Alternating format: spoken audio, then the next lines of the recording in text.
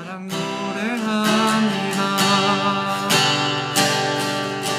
나의 평생에 단 한 가지 소원, 주의 아름다우심 보며 사랑 노래하는 것, 나의 왕 되신 주님의 얼굴 구하며 주 사랑 안에 머물러 사랑 노래합니다.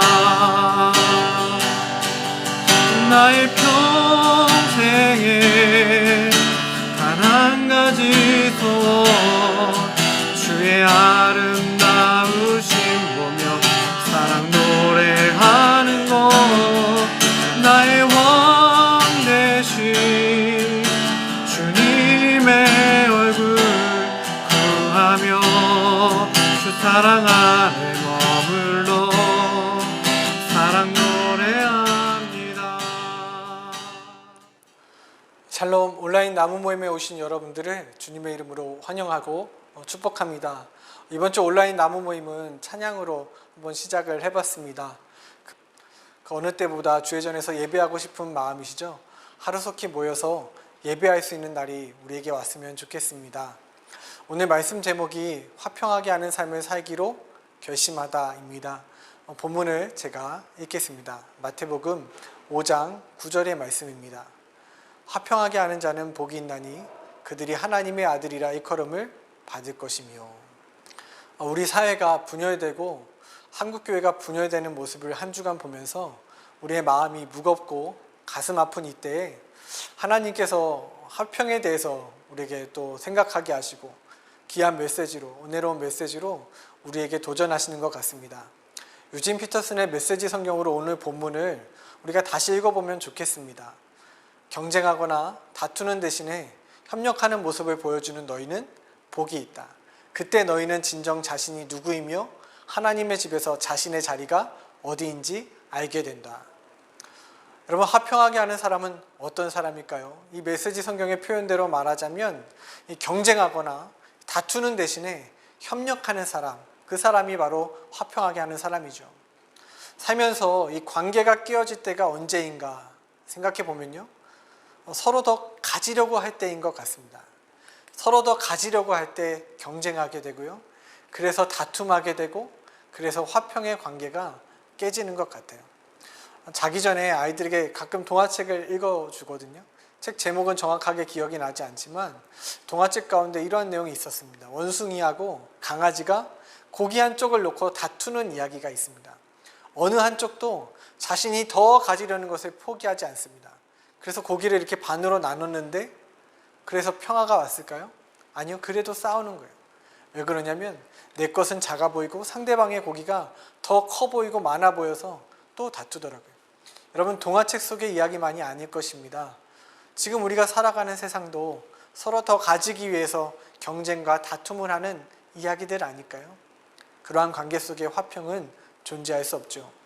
요즘 둘로 갈라진 이 사회를 바라보면 과연 화평하게 될 수 있을까? 그런 의구심마저 듭니다. 여러분, 우리가 어떻게 화평할 수 있을까요? 화평에 대해서 묵상을 하는데 영화 메리 크리스마스라는 영화가 생각이 났습니다. 이 영화는 실화를 바탕으로 만들어진 영화인데요, 배경은 1914년 제1차 세계대전의 이야기입니다. 프랑스 북부의 이 작은 마을에서 100m도 안 되는 거리를 이렇게 사이에 두고 독일군, 프랑스군, 영국군의 숨막히는 접전이 일어나고 있었습니다. 전쟁이 장기화되면서 병사들은 지쳐갔고 시간은 흘러서 이 9월에 시작한 전쟁이 어느덧 12월 24일 크리스마스 이브날이 되었죠. 적막감이 감도는 그 전장에 그날 저녁 어디선가 노랫소리가 들려오기 시작하는데, 그 노래는 크리스마스 캐럴이었습니다. 그 노래에 맞춰서 영국군에서는 백파이프 연주가 흘러나오고 독일군에서는 장교가 총을 내려놓고 이 참호 밖으로 나와 찬양을 부르죠. 그때 불렀던 찬양이 이 찬양입니다. 엎드려 절하세, 엎드려 절하세, 구주 나셨네. 더 가지려고 하는 인간들의 그 경쟁과 다툼의 자리에 평화의 왕이신, 샬롬의 왕이신 그 화평의 주인 되시는 예수님이 오시니 화평이 이루어지는 것입니다. 실제로 그들은 총각 칼을 내려놓고요, 크리스마스 휴전을 합니다. 함께 샴페인도 나눠 마시고, 크리스마스 날에는 죽은 병사들의 장례를 함께 치러주고, 독일군과 연합군이 함께 축구를 하기도 합니다. 저에게는 참 감동적인 장면이, 인상 깊었던 장면이 있는데, 한 독일 병사가 스코틀랜드 목사님에게 기도를 요청하는 장면입니다. 벽이 허물어지는 거죠. 화평이 이루어지는 모습 아닐까요? 그는 우리의 화평이신지라 둘로 하나를 만드사 원수된 것 곧 중간에 막힌 담을 자기의 육체로 허시고. 여러분, 이것이 진정한 평화 아니겠습니까? 환경이 만족돼서 오는 평화가 아니라, 더 좋은 조건 속에서 오는 평화가 아니라, 세상이 주는 평화가 아니라 위로부터 오는 평화, 예수 그리스도로 말미암아 오는 평화 말이죠. 하나님과 끼어진 우리의 관계를 화평케 하는 분도 예수님이시고, 경쟁과 다툼의 관계를 화평케 하는 분도 예수님이십니다. 여러분, 주변을 한번 돌아보십시오. 평화가 있는 곳, 평화가 있는 순간, 그곳에는 반드시 예수님이 계시지 않습니까? 그렇다면 내가 화평을 만드는 사람인지 화평을 깨트리는 사람인지 기준도 분명합니다. 예수 그리스도가 내 안에 계시다면 나는 화평하게 하는 사람이 될 것이죠. 우리의 가정과 우리의 교회, 이 나라, 이 사회에 필요한 것은 다른 것이 아니라 예수로 가득 채워진, 예수 그리스도로 충만한 바로 그리스도인인 줄로 믿습니다. 화평하게 하는 자가 복이 있는데요, 그가 받는 복이 성경에 뭐라고 기록되어 있냐면, 화평하게 하는 자는 하나님의 아들로 불려진다는 것입니다. 저는 이 말씀에 정말 큰 은혜를 받았는데요, 하나님의 아들로 우리가 불려진대요. 하나님의 아들이라는 호칭은 여러분 누구에게 쓰이는 단어일까요? 오직 예수님에게만 쓰일 수 있는 단어 아닙니까? 그런데 하나님은 화평하게 하는 자들에게 하나님의 아들이라고 불려지게 하신다라는 것입니다. 저는 이걸 이렇게 해석하고 싶은데요, 화평케 하는 우리가 곧 하나님의 아들이신 그 예수님, 그분을 닮아가는 작은 예수 아닐까요? 비폭력 무저항 운동으로 인도의 길을 걷는 예수라고 불려진 간디처럼, 저와 여러분이 화평케 하는 삶을 산다면 세상은 우리를 향해 작은 예수라고 부르게 될 것입니다. 여러분이 가는 곳에 화평이 이루어지고, 여러분들이 만나는 사람마다 그 사람이 하나님과 화평케 되어지는 놀라운 역사가 있게 되기를 주님의 이름으로 축원합니다. 나눔 질문입니다. 첫 번째 질문은요, 나는 화평을 만드는 사람입니까? 화평을 깨트리는 사람입니까? 두 번째 질문은, 내 삶 가운데 화평이 필요한 영역은 어디입니까? 그 화평하게 하기 위해서 여러분들은 어떠한 결단을 하시는지 열매들과 한번 나눠보십시오. 오늘 여러분들과 나누고 싶은 그 포인트들이 참 많았지만, 그 중에서 이제 몇 가지만 여러분과 나눴습니다.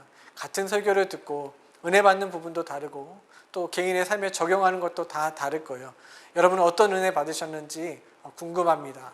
댓글로 남겨주셔도 좋고요. 여러분이 받은 은혜를 열매들과 한번 나눠보시고, 서로의 기도 제목도 꼭 나누시고, 함께 중보하는 한 주가 됐으면 좋겠습니다. 제가 기도하고 오늘 온라인 나무 모임 마치겠습니다. 사랑의 주님, 하나님, 평화가 깨어진 시대를 우리가 살아가고 있습니다. 둘로 나뉘어서 서로를 비난하고 헐뜯는 우리의 인간들의 죄악된 모습 속에 하나님, 평화의 왕이신 예수 그리스도를 초청합니다. 하나님, 경쟁과 다툼이 아니라 하나님, 서로를 배려하고 사랑할 수 있는 그러한 진정한 평화가, 하늘로부터 오는 평화가 우리 가운데 있게 하여 주옵소서. 먼저 하나님과 화평한 저희들 되게 하여 주시고, 또 하나님 이웃과 화평한 저희들 되게 하셔서 세상이 우리를 향해 하나님의 아들이라고 부르는 그런 놀라운 복이 우리 가운데 있게 하여 주시옵소서. 한 주간도 힘들고 어려운 상황 속에서, 이 코로나라는 상황 속에서 하나님 버티고 견디고 또 애쓰고 있는 사랑하는 성도들 축복합니다. 힘 주시고 능력 주시고, 하나님 저희들의 인생 가운데 주님 동행하셔서 하나님의 주시는 그 풍성한 은혜로 말미암아 날마다 기쁘고 복된 삶이 되게 하여 주시옵소서. 감사하며 예수님 이름으로 기도합니다.